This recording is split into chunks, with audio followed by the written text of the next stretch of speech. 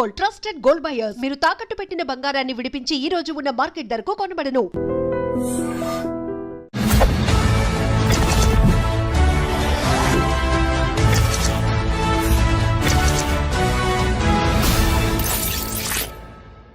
అందరికీ నమస్కారం. నేను Swaroopa Potlapalli. Welcome to iDream. Donald Trump America అధ్యక్షుడిగా రెండోసారి బాధ్యతలు చేపట్టిన తర్వాత తీసుకుంటున్న నిర్ణయాలు విదేశీయుల్లో గుబులు రేపుతున్నాయి. ప్రస్తుతం నాతో పాటు American studies expert Kannaganti Ramesh గారు ఉన్నారు. ఆయనతో మాట్లాడి వీసాలకు సంబంధించిన అనేక అప్డేట్స్ తెలుసుకుందాం. నమస్తే రమేష్ గారు. నమస్తే అండి. అనుకున్నట్టే అవుతోందండి. ఇంకా ట్రంప్ వచ్చాడంటే ఖచ్చితంగా వీసాల మీద అనేక రకాలైన డెసిషన్స్ తీసుకుంటారు అని అందరూ అనుకుంటూనే ఉన్నారు. ముఖ్యంగా H1B వీసాల మీద లాటరీ సిస్టమ్ ను బ్యాన్ చేయబోతున్నారు, ముఖ్యంగా రద్దు చేయబోతున్నారు అనే వార్తలు వస్తున్నాయి. మీ దగ్గర దీనికి సంబంధించి ఏమి ఇన్ఫర్మేషన్ ఉంది? H1B లాటరీ సిస్టమ్ ని రద్దు చేయటం అనేది ఇప్పుడు జరగదు. Please be relaxed. కానీ there are two schools of thought. ఒక స్కూల్ ఆఫ్ థాట్ ఏమని చెప్తుందంటే, మెరిట్, అమెరికా అంటేనే merit based economy, meritorious talented highly skilled పీపుల్కి ఇవ్వాల్సిన H1B వర్క్ పర్మిట్ని మీరు అదేదో ఒక జోదం లాగా లాటరీ వేసి ఆ లాటరీలో ఎవరిది చిట్టు వస్తే వాళ్ళని తీసుకొని వాళ్ళకి పంపించడం ఏంటి? ఎగ్జాంపుల్ అండి, హార్వర్డ్ యూనివర్సిటీలో చదువుకున్నాను నేను. ఎగ్జాంపుల్, నిజంగా నేను స్టాన్ఫోర్డ్ యూనివర్సిటీలో చదువుకున్నాను. నేను ఆర్టిఫిషియల్ ఇంటెలిజెన్స్ ప్రోగ్రామ్ మీద మొన్న 2024లో స్టాన్ఫోర్డ్ యూనివర్సిటీలో చదువుకొని వచ్చా. నేనే అమెరికాకి H1B కోసం అప్లై చేస్తున్నా. కానీ నా టైం అవ్వక నా చిట్టు పికప్ అవ్వకుండా ఎవరో అమెరికాలో ఒక చిన్న యూనివర్సిటీలో అడ్మిషన్ వచ్చిన వాళ్ళ లాటరీ సిస్టంలో అక్కడ చదువుకొని వచ్చిన అబ్బాయిది వర్క్ చేయడానికి ఆయన చిట్టు పికప్ అయింది అనుకోండి. మరి నేను స్టాన్ఫోర్డ్లో చదువుకొని వచ్చాడు, అతను ఏదో చిన్న యూనివర్సిటీలో చదువుకొని వచ్చి ఇద్దరం వెళ్తుంది భుక్తి కోసమే. కానీ నా ఎడ్యుకేషనల్ క్వాలిఫికేషన్స్ అన్ని పక్కన పెట్టి ఆయనది పికప్ అయింది. అంటే నా మెరిట్ అసలు టెస్ట్ కాకుండానే, నా మెరిట్ జడ్జిమెంట్కి రాకుండానే, దాని పరిగణలోకి తీసుకోకుండానే ఏదో లాటరీ వేసి లాటరీలో చిట్టిస్తే ఎంత పెయిన్గా ఉంటుంది మేడం. ఇది ఒక స్కూల్ ఆఫ్ థాట్, ఒక section of society argument. It should be on merit basis, not on the lottery chit pickup basis. Second rung of people ఏం చెబుతున్నారంటే, వర్ణాలు, వర్గాలు, తరతమ భేదాలు, ఉన్నోళ్ళు లేనోళ్ళు ఇవన్నీ మాకు సంబంధం లేదు. చిట్ ఎవరికి వస్తే వాళ్ళకి కూడా వదిలిపోయాయి, ఈజీ అవుద్ది. మేము అప్పుడు ఫెయిర్గా ఉన్నట్టు ఉంటుంది, జడ్జిమెంట్గా ఉన్నట్టు ఉంటుంది.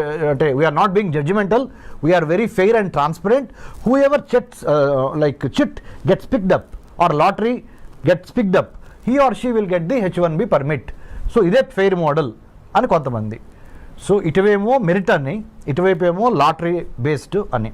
చివరికి ఇప్పుడు 2025 హైదరాబాద్లో ఐ డ్రీమ్ స్టూడియోలో స్వరూప పొట్లపల్లి గారితో నేను కూర్చొని రమేష్ కన్నగంటి మాట్లాడుతున్న ఈ తరుణంలో ఇప్పుడు ఉన్న రూల్ ఏంటి అంటే, చిట్టు ద్వారానే, లాటరీ ద్వారానే పికప్ అయ్యేదే H1Bకి వెళ్తుంది. కానీ ఇంకా అది రద్దు కాలేదు ఆ system. This is the fact. కానీ మనలాంటి వాళ్ళం మాట్లాడుకున్నప్పుడు ఖచ్చితంగా ఒక టాలెంట్ అనేది లక్ డిసైడ్ చేయకూడదు. అవును కదా. మరి ఇప్పుడు ఈ లాటరీ సిస్టమ్ తీసేస్తే మంచిదంటారా, తీయకపోతే మంచిదంటారా? ప్లస్లు ఏంటి, మైనస్లు ఏంటి? చాలా మంచి ప్రశ్న, చాలా తెలివైన ప్రశ్న అడిగారు మీరు. అంటే పబ్లిక్ పల్స్ కూడా ఇలాంటి ప్రశ్న కోసం ఎదురు చూస్తూ ఉండుంటుంది. ఒక మెరిటోరియస్ స్టూడెంట్గా కింద నుంచి చదువుకొని, అంటే స్కాలర్షిప్స్ మీద, మెరిట్ మీద చదువుకొని పైకి వచ్చిన వాడిగా, ఆబ్వియస్లీ నా personal opinion, I will vote for the merit based system. కానీ life is not fair, life is not bed of roses, life cannot be in black and white, there are areas of grey, right, there are colours of grey. కాబట్టి ప్రస్తుతానికి ఒక కొత్త model evolve అయ్యే వరకు we have to follow this model only. This model indicates lottery system of H1B, so that I'm not being partial, I'm not being judgmental, I'm not being selective, I'm not being biased అనేది crystal క్లియర్గా ఉంది. కానీ this is not fair. ఎందుకు? మీరు అన్నట్టుగా talent ఒకటి, luck ఒకటి. నా లక్ బాగుండి నాకు వచ్చింది, నా టాలెంటెడ్ రాలా. మరి రేపు నన్ను తీసుకునే ఎంప్లాయర్ ఉన్నాడు అనుకోండి, అక్కడ అమెరికాలో పెద్ద కంపెనీ ఇన్ఫోసిసే ఉందనుకోండి మేడం, లేకపోతే బిల్ గేట్స్ మన మైక్రోసాఫ్టే ఉందనుకోండి మేడం. నేను లాటరీ ద్వారా పికప్ అయ్యి వచ్చాను, నేను మెరిట్ బేస్డ్ మీద రాలా. అంటే నేను చదువుకుంది స్టాన్ఫోర్డ్ యూనివర్సిటీ, లెక్క ప్రకారం నాకు రావాలి, కానీ నాకు రాలేదు. కానీ ఎవరో ఒక చిన్న యూనివర్సిటీలో చదువుకో అంటే ఇక్కడ మీరు ఇంకొకటి ఆర్గ్యూ చేయొచ్చు వేరే వాళ్ళు ఏమని, అంటే పెద్ద పెద్ద బ్రాండెడ్ యూనివర్సిటీలు చదువుకున్న వాళ్ళకి మాత్రమే తెలివితేటలు ఉంటాయా? చిన్న చిన్న పల్లెటూరు నుంచి లేకపోతే సెకండ్ రంగ్ కాలేజెస్ యూనివర్సిటీస్ నుంచి వచ్చిన వాళ్ళకి తెలివితేటలు ఉండవా అనే ప్రశ్న గ్యారంటీగా లేవనెత్తారు. So nothing is perfect. Every set of judgmental or measuremental basis has its own little bit of fallacies అంటే mistakes, little bit of weaknesses, little bit of shortcomings. ఓవరాల్గా బై అండ్ లార్జ్ ఎవరికి ఎక్కువ న్యాయం జరిగిద్దో ఆ సిస్టమ్ని మనము adapt చేసుకోవాలి. It will take little more time to come to that మెరిట్కి లక్కి ఆర్ మెరిట్కి లేదా వర్ణ వర్గ భేదాలకి అతీతంగా వచ్చే విధంగా ఒక న్యూ H1B సెలక్షన్ ప్రాసెస్ని డిఫైన్ చేసి డిజైన్ చేసి డెలివర్ చేసే డెలివర్ చేసే ఆ 3D రావాల్సిన అవసరం ఉంది. దాంట్లో భాగంగా మేధావులంతా కూర్చొని పాలసీ మేకర్సు, ఎడ్యుకేషనిస్టులు, ఇండస్ట్రియలిస్టులు అందరూ కూర్చొని ఒక న్యూ సిస్టమ్ని బయటికి తీసుకురావాల్సిన అవసరం ఉంది.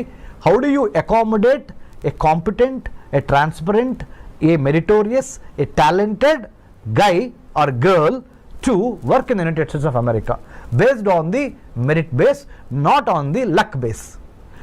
ఆ సిస్టానికి రావడానికి వీఆర్ ఇవాల్వింగ్. ఎందుకంటే Rome is not built over night కదా. తప్పులు జరుగుతూ ఉంటాయి, నేర్చుకుంటూ ఉంటాం, వాటిల్లో నుంచి ఇవాల్వ్ అయి వస్తూ ఉంటాం. ఐఎమ్ షూర్ స్వరూప గారు in the days to come in very near future I think United states customs and immigration agency will go in to that direction under the department of homeland security. H1B వీసాలో కొత్తగా ఏమైనా మార్పులు తీసుకొచ్చే chances ఉన్నాయంటారా? Yeah, I think that's a smart question. Again, you know why? Given the Immigration and Customs Enforcement Agency, given the United States Customs and Immigration Office, given the new geopolitical, geostrategic realities of Russia, Ukraine on the one hand, Israel, Palestine on the other hand, North Korea, South Korea, China, Taiwan, ఇవన్నీ global flash points, గొడవలు జరుగుతున్నాయి, యుద్ధాలు జరుగుతున్నాయి. వీటన్నిటికీ తోడుగా post COVID-19 world ఆర్డర్లో Covid తర్వాత వచ్చిన ప్రపంచంలో రాజకీయ, ఆర్థిక, సామాజిక, సాంఘిక పరమైన మార్పులు ప్రస్ఫుటంగా కనపడుతున్నాయి. ఆర్థికంగా అమెరికా కుదేలవుతున్న దశ ఇది. For your kind information, America ఆర్థిక బలాలన్నీ వీగిపోతున్నాయి. The economic tremors, the political tremors, the technological tremors are really shifting the pendulum in the other direction.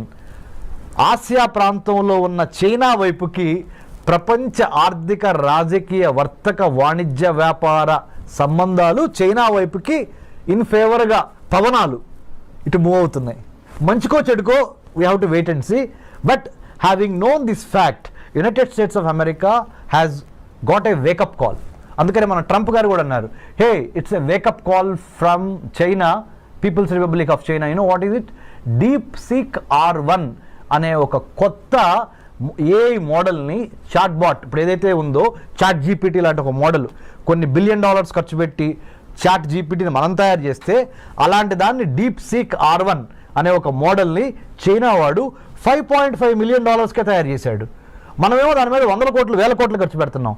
మనకేమన్నా పిచ్చి పట్టిందా, లేకపోతే మనకేమన్నా తెలివితేటలు లేవా అని మనల్ని మనం ప్రశ్నించుకోవాల్సిన అవసరము, అఘాయిత్యము, సందర్భము ఏర్పడినవి అని సాక్షాత్తు 47th president of the United States of America Donald Trump has given a public statement. అంటే చైనా మ్యానుఫ్యాక్చరింగ్ స్పేస్ని, సైబర్ స్పేస్ని, మ్యారిటైమ్ స్పేస్ని, పొలిటికల్ స్పేస్ని, సర్వీస్ సెక్టర్ స్పేస్ని ఆక్యుపై చేస్తుంది.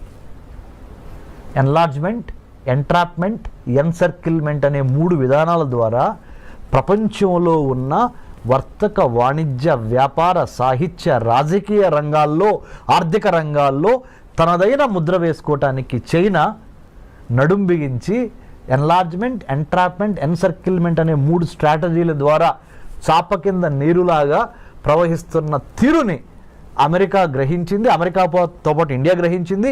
ఇండియాతో పాటు ఆస్ట్రేలియా, జపాన్, మిగతా దేశాలు కూడా గమనించినాయి.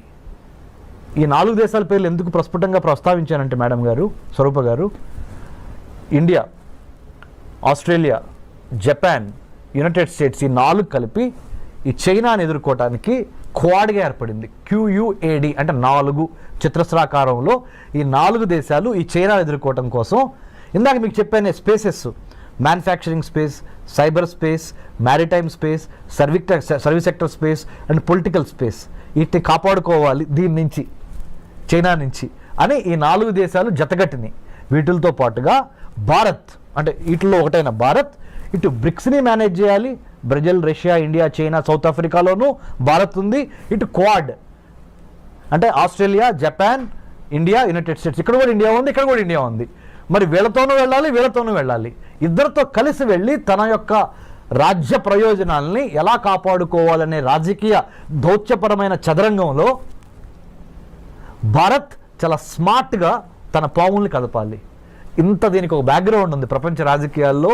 ఇప్పుడు జరుగుతున్న COVID-19 పరిణామం తర్వాత అమెరికా ఆర్థిక వ్యవస్థ కుప్పగూలిపోయి, అందుకనే let's make America great again అనే నినాదంతో ప్రెసిడెంట్ ట్రంప్ ఎందుకు అధికారంలోకి వచ్చాడు అంటే, ఉన్న వాళ్ళకి అమెరికా పౌరులకి ముందల విద్య, వైద్యం, ఆరోగ్యం, పర్యావరణం, వాళ్ళకి భద్రత, ఉపాధి ఇవ్వగలిగితే తర్వాత మిగిలింది ఏదన్నా ఉంటే ప్రపంచ దేశాలకు పంచిపెడతాము అనే ఒక బేసిక్ నాలెడ్జ్ నుంచి, బేసిక్ ఐడియాలజికల్ ప్రిమైజ్ నుంచి ఆయన let's make America great again అన్నాడు. అందుకని ఇండియాకి నిన్నగాక మొన్న $21 మిలియన్ రద్దు చేశారు US ఎయిడ్ నుంచి. ఇది ఇండియాలో ప్రజాస్వామ్యాన్ని పెంపొందించడానికి, ఎలక్షన్స్ని పెంపొందించడానికి $21 మిలియన్ శాంక్షన్ అయి ఉంటే దాన్ని రద్దు చేసేశారు Elon Musk, department of government efficiency, కొత్త డిపార్ట్మెంట్ వాళ్ళు. ఎందుకంటే ముందర మన దేశం గురించి మనం ఆలోచిద్దాం. అది అమెరికా, అది భారత్ కానీ, నేపాల్ కానీ, బంగ్లాదేశ్ కానీ, ఏ దేశమైనా మనకెందుకయ్యా, America first, let's make America great again అనే నిదానంతో ట్రంప్ ఉన్నాడు. కాబట్టి దీనికి ఎంత బ్యాక్గ్రౌండ్ ఉంది. ఐ డ్రీమ్ ద్వారా, మీ ద్వారా, you are such a senior journalist with so much of hard work that you have put in the capital of India and elsewhere in the country. So my humble appeal to iDream viewers is, అర్థం చేసుకోండి, America యొక్క ఆర్థిక వ్యవస్థ పరిస్థితి బాగోలేదు. China చాలా తెలివిగా, చాలా స్పీడ్గా, చాలా సర్ప్రైజ్ ఎలిమెంట్స్తో అమెరికాని కొట్టటానికి ఆర్థికంగా, రాజకీయంగా, సాంకేతిక పరంగా ప్రతి అంశంలోనూ, ప్రతి డిపార్ట్మెంట్లోనూ అమెరికాని శాసించే విధంగా చైనా ఎదుగుతున్నది. కాబట్టి భారత్ ఏం చేయాలి అంటే, ప్రపంచ రాజకీయాల్ని ఒక తెలుగువాడిగా మనం గమనించి చాలా స్మార్ట్గా మన ఆర్థిక, రాజకీయ, వర్తక, వ్యాపార, వాణిజ్య ప్రయోజనాల్ని కాపాడుకుంటా ఇటు అమెరికాతోనూ ఉండాలి, ఇటు చైనాతోనూ ఉండాలి, ఇటు రష్యాతోనూ ఉండాలి, ఇటు యూరోపియన్ యూనియన్తోనూ ఉండాలి అనే ఒక smart, the combination of muscle power and then mind power, ఈ రెండు కలిపి స్మార్ట్ పవర్గా ఎదిగి మనల్ని మనం కాపాడుకోవటం చాలా ఇంపార్టెంట్. ఇలాంటి పరిస్థితుల్లో మరి ముఖ్యంగా కొత్త అధ్యక్షుడు వచ్చినప్పుడు కొత్త ఆశయాలతో వస్తూ ఉంటాడు.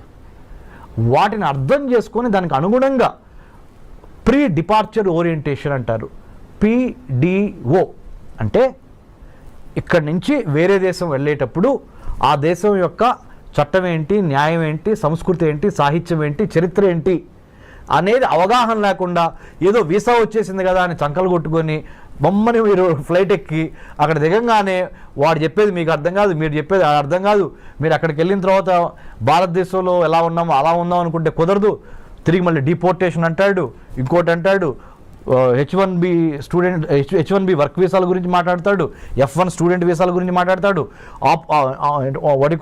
ఆప్షనల్ ప్రాక్టికల్ ట్రైనింగ్ 20 గంటల మించి చేయకూడదు అంటాడు. అర్థం కాక ఏం చేయాలి అర్థం కాక ఇవన్నీ కాకుండా ప్రీ డిపార్చర్ ఓరియంటేషన్, PDO అంటే వేరే దేశంలోకి మన దేశం నుంచి వేరే దేశంలో కాలు పెట్టబోయే ముందల అక్కడ చేయవలసిన అంశాలు ఏంటి, చేయకూడని అంశాలు ఏంటి, అక్కడ రాజకీయం ఏంటి, చరిత్ర ఏంటి, సాహిత్యం ఏంటి, వర్తకం, వ్యాపారం, వాణిజ్యం అక్కడ ఎలా జరుగుతుంది అనే దాని మీద మినిమం కామన్ సెన్స్తో, మినిమం హోంవర్క్తో ప్లాన్, ప్రిపేర్, పర్స్పైర్, ఇన్స్పైర్ అనే విధంగా మనం అక్కడికి వెళ్తే మంచిది. 2025లో H1B వీసా రెన్యువల్ ప్రాసెస్ ఎలా ఉండబోతోంది? 2025లో ఏమైనా మారే ఛాన్సెస్ ఉన్నాయి? ఓకే, రెన్యువల్కి సంబంధించినంతవరకు గుడ్ న్యూస్. మంచి ప్రశ్న అగైన్. ఎందుకు చెప్పనా, ఇప్పుడు వరకు 2024 మ్యాక్సిమం 2023, 2024 ప్రథమాంకం వరకు ద ఫస్ట్ పార్ట్ ఆఫ్ 2024 వరకు ఏంటి H1B వీసా రెన్యువల్ కావాలంటే మీరు ఉదాహరణ నా పేరు డాక్టర్ రమేష్ కన్నిగంటి, నేనేమనుకోండి నేను అమెరికాలో సిలికాన్ వ్యాలీలో సియాటల్, శాన్ ఫ్రాన్సిస్కో, బే ఏరియాలో నేను లెట్సే మైక్రోసాఫ్ట్లో పనిచేస్తున్నా. H1B మీద నేను అమెరికా వెళ్ళి ఒక 3 ఏళ్ళు జాబ్ చేశా. మళ్ళీ నేను రెన్యువల్ చేయించుకోవాలి. అక్కడి నుంచి ఇండియా వచ్చి ఇండియాలో కొన్నాళ్ళు గడిపి మళ్ళీ I have to renew my H1B. దానికి సొంత దేశానికి తిరిగి రావాల్సి వచ్చేది. అప్పుడు నేను అక్కడ ఆ ఎంప్లాయర్కి నేను ఎంప్లాయీ, ఆయన ఎంప్లాయర్, నాకు ఉద్యోగం ఇచ్చిన ఆయన, నేను ఉద్యోగం చేస్తున్నా ఆయన్ని. మా ఇద్దరికి మధ్య కొంత కమ్యూనికేషన్ కావాలి. మళ్ళీ మీ ఇద్దరు అడ్జస్ట్ అవ్వాలి. నిన్నటి వరకు అక్కడ జాబ్ చేస్తా, ఒకేసారి మళ్ళీ ఇండియా వచ్చి ఇండియాలో మళ్ళీ ఫుడ్, క్లైమేట్ ఇవన్నీ అడ్జస్ట్ అయ్యి మళ్ళీ ఇక్కడి నుంచి మళ్ళీ అదే జాబ్కి వెళ్ళేటప్పటికి కొంత టైం పట్టేది. సో ఇదంతా ఎందుకు టైం వేస్ట్ బ్యాచ్ అని ప్రధానమంత్రి మోడీ గారు ఎప్పటి నుంచో అమెరికన్ ప్రెసిడెంట్ బైడెన్ని అడిగారు, ఇప్పుడు ట్రంప్ గారిని మొన్న కూడా అడిగారు, మీరు H1B రెన్యువల్ అమెరికాలోనే ఉండి మా భారతీయులకి రెన్యూ చేసుకునే అవకాశం ఇవ్వండి అనగానే వాళ్ళు ఒప్పుకున్నారు. ఇప్పుడు now they are going to give us the chance to renew our H1B by being in the United States of America. You don't need to come back to India. H1B visa మీద ఉన్న వారికి జన్మతః వచ్చే ఈ పౌరసత్వ రద్దు అనేది కూడా వాళ్ళ మీద ఎలాంటి ప్రభావం చూపించే అవకాశం ఉంది? అంటే H1Bని ఒక్క నిమిషం పక్కన పెడితే స్వరూప గారు, మొన్నటి వరకు 1789 జార్జ్ వాషింగ్టన్ ప్రథమ American president, 47th president of the United States of America Donald Trump ప్రమాణ స్వీకారం ముందల వరకు అంటే జనవరి 2025 జనవరి 20 వరకు ఏంటంటే ఆ దేశంలో కనుక ఒక ప్రెగ్నెంట్ లేడీ జన్మనిస్తే ఆటోమేటిక్గా అబ్బాయికి కానీ అమ్మాయికి కానీ ఆ అమెరికన్ పౌరసత్వం వచ్చేసేది. కానీ ట్రంప్ ఏం చేశాడు, అమెరికన్ పౌరసత్వం ఇవ్వటం ఈజీ, కానీ పౌరసత్వం ఇచ్చిన తర్వాత బెనిఫిట్స్ కూడా ఇవ్వాల్సి వస్తున్నాయి. ఆ బెనిఫిట్స్కి అయ్యే డబ్బులు ఖర్చు ఎంత అవుద్ది అంటే, when you are pregnant, you are coming and delivering a baby in my country, that is United States of America. The moment your baby is born on this land, he or she becomes a American citizen కదా. మరి American సిటిజన్ని మళ్ళీ protect చేసుకోవాల్సిన బాధ్యత ఎవరిది? నాదే కదా. అంటే being the American president. So దానికి అయ్యే ఖర్చు ఎంత, దానికి అయ్యే నా బరువు ఎంత, బాధ్యత ఎంత అని వాళ్ళు బేరీజ్ చేసుకొని, ఎందుకంటే ఆయన బిజినెస్ మ్యాన్ కదా, బేరీజ్ వేసుకొని నా వల్ల కాదు బాబు, ఇక నుంచి ఏం చేద్దామంటే అమెరికాలో వచ్చి అమెరికన్లో డెలివరీ అయిన ఏ బేబీకైనా 2-3 కండిషన్స్ పెడుతున్నా. తండ్రి కానీ తల్లి కానీ పౌరసత్వం అయినా అయి ఉండాలి, లేదా గ్రీన్ కార్డ్ అయినా అయి ఉండాలి, లేకపోతే మీకు మీ అబ్బాయికి కానీ అమ్మాయికి కానీ నేను ఇక్కడ పౌరసత్వం ఇవ్వలేను. మీరు ఏదో విజిటర్ వీసా మీద వచ్చి, స్టూడెంట్ వీసా మీద వచ్చి, J1 వీసా మీద వచ్చి, L1 మీద వచ్చి, M1 వీసా మీద వచ్చి ఇక్కడ మీరు మీ అబ్బాయి అమ్మాయి ఇక్కడ పుడితే మొన్నటి వరకు అయితే చెల్లింది పౌరసత్వం వచ్చేది, ఇప్పుడు నా వల్ల కాదు. Because America doesn't have that kind of money or that kind of wherewithal to protect your child, because I have to give you all the American సిటిజన్షిప్కి ఉన్న బెనిఫిట్స్ అన్నీ ఇవ్వాల్సి వస్తుంది. I'm not in a position for the time being. రేపొద్దున వేరే president వచ్చిన తర్వాత, president ట్రంప్కి ఇది సెకండ్ టర్మ్, ఫైనల్ టర్మ్, రేపొద్దున వేరే ప్రెసిడెంట్ వచ్చిన తర్వాత ఆయన మారిస్తే నాకు సంబంధం లేదు. నేను దిగిపోయే వరకు అంటే 2025 నుంచి అనదర్ 4 years 2029 వరకు నేను మట్టికి మీకు అమెరికా పౌరసత్వం ఇవ్వలేను. బర్త్ రైట్ సిటిజన్షిప్ అనేది మీ బర్త్ రైట్ అని మొన్నటి వరకు అన్నారు కదా, అది ఇప్పుడు కాదు. మీకు బర్త్ రైట్ కావాలి, సిటిజన్షిప్ కావాలి అంటే అమెరికాలో కొన్ని కండిషన్స్ ఉన్నాయి. కండిషన్ నెంబర్ 1, భార్యాభర్తల్లో ఒకళ్ళకి పౌరులై ఉండాలి, అమెరికా పౌరులు. రెండో కండిషన్, కనీసం గ్రీన్ కార్డ్ అయి ఉండాలి. ఈ 2 కండిషన్స్ పెట్టారండి. Thank you so much Ramesh garu. Thank you స్వరూప గారు, థ్యాంక్ యూ వెరీ మచ్.